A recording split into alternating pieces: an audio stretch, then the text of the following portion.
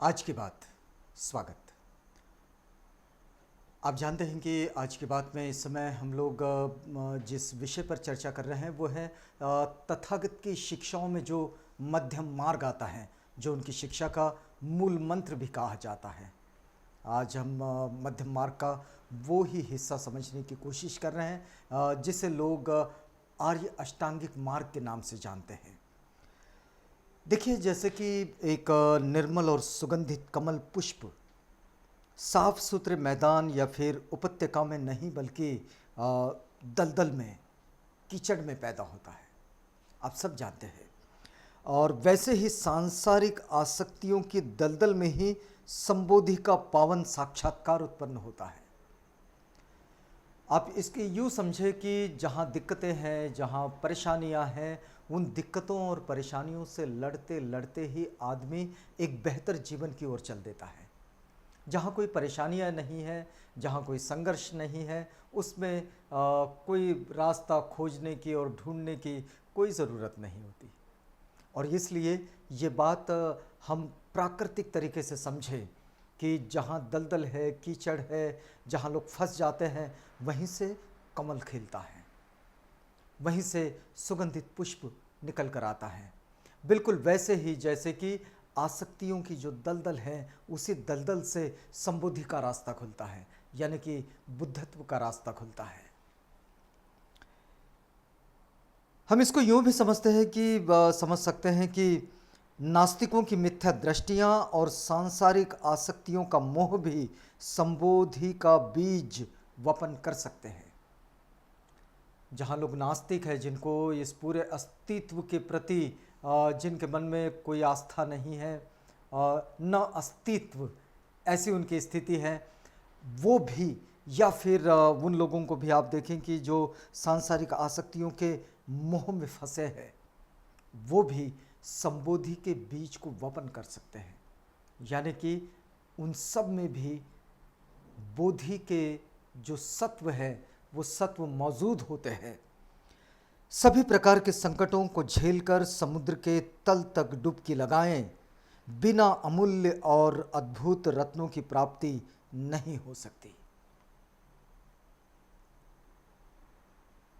बड़ी महत्वपूर्ण बात कि सभी प्रकार के संकटों को झेलकर समुद्र के तल तक डुबकी लगाए बगैर कभी भी अमूल्य और अद्भुत रत्नों की प्राप्ति नहीं हो सकती।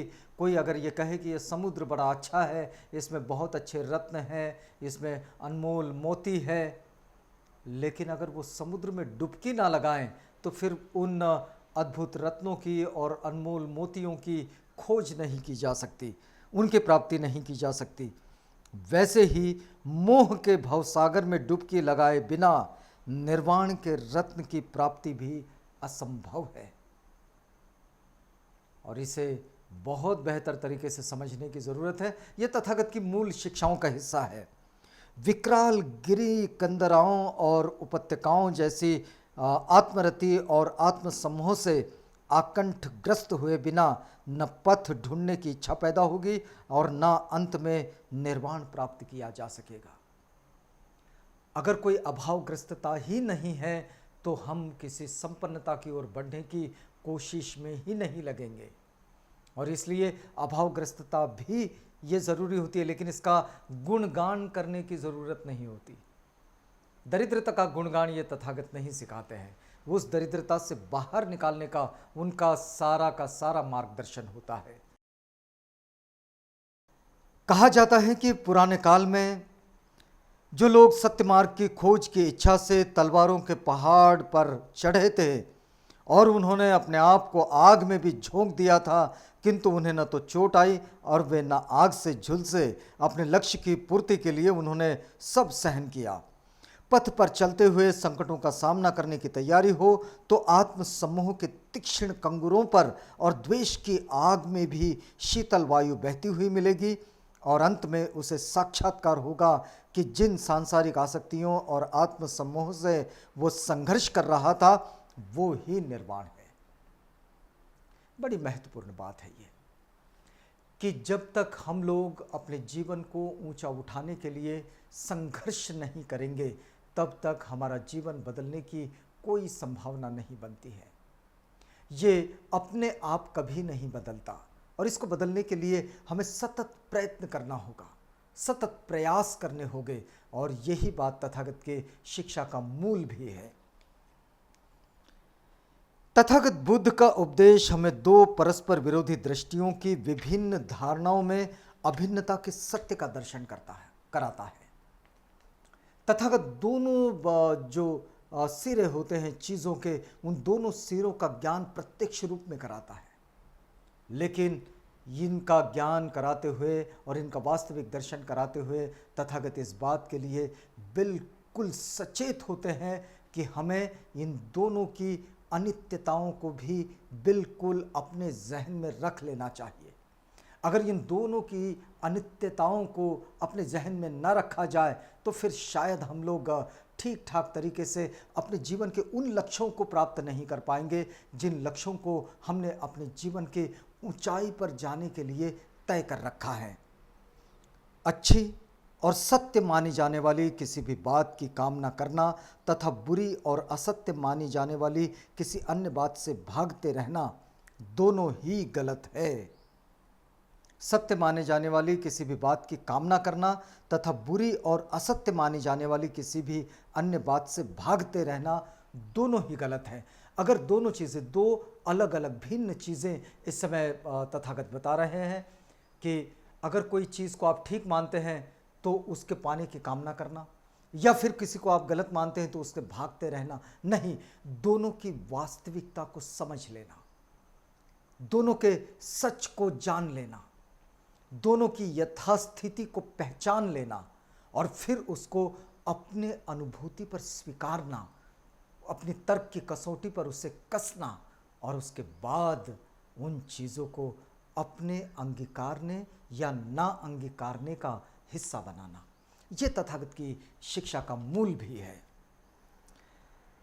अगर आप लोग इस बात का आग्रह रखें कि सभी वस्तुएं असत्य और परिवर्तनशील हैं तो उतनी ही बड़ी भूल होगी जितना ये आग्रह रखना कि सभी वस्तुएं सत्य और अपरिवर्तनशील हैं। अगर चीज़ों को असत्य और परिवर्तनशील माना जाए तो फिर चीज़ों को सत्य और अपरिवर्तनशील मानने की भी ज़रूरत नहीं है, क्योंकि चीज़ें बदलती रहती हैं। और इसलिए तथागत जो सिखाते हैं उसमें एक बड़ी महत्वपूर्ण बात है। तथागत कहते हैं कि इस संसार में अंतिम ऐसा कुछ भी नहीं है, हर चीज़ परिवर्तन को प्राप्त है। आप अच्छी कहें बुरी कहें, वो आपकी अपनी समझ का हिस्सा है।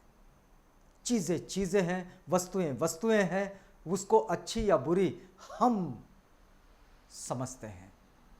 हमने इस बात को बहुत बेहतर तरीके से समझना होगा।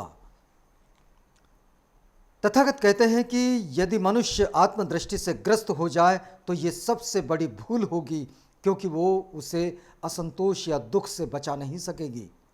अगर वो विश्वास करें कि आत्मा नहीं है तो वो भी भूल होगी और वो सत्य मार्ग की साधना से भी उसे कोई फल नहीं मिलेगा। अगर लोग आग्रह रखें कि सब कुछ दुखमय है तो ये भी भूल होगी। अगर ये मान लिया जाए कि संसार में सब कुछ दुख है तो फिर ये भी भूल होगी, क्योंकि जो दुख है वो भी तो अनित्य है। तो इसलिए उसे शाश्वत मानने की कोई ज़रूरत नहीं है। यदि वे आग्रह रखें कि सब कुछ सुखमय है तो भी भूल होगी। अगर सब कुछ चीज़ें सुखमय है ऐसा मान के अगर सब आनंद ही आनंद व्यक्त करते रहें तो ये भी भूल होगी, क्योंकि जब जब उसकी विपरीत स्थिति यानी कि दुखमय स्थिति सामने आएगी तो कष्ट होगा, पीड़ा होगी। बुद्धि इन दुराग्रही धारणाओं से हटाकर मध्यम प्रतिपद का उपदेश करते हैं और जहां भिन्नता अभिन्नता में परिवर्तित होती है। इसलिए तथागत किसी भी अति पर, चाहे वो सुखावती लोग सुख की अनुभूति हो चाहे फिर दुख की, किसी भी वेदना की ओर वो झुकने के लिए बिल्कुल नहीं कहते हैं। वो अपनी शिक्षा को मध्य मार्ग की ओर बनाए रखते हैं और हमारे सामने उत्पन्न होने वाली हर एक स्थिति को बड़े समदृष्टि से देखने के लिए हमें सिखाते हैं। आज की बात में बस इतना ही।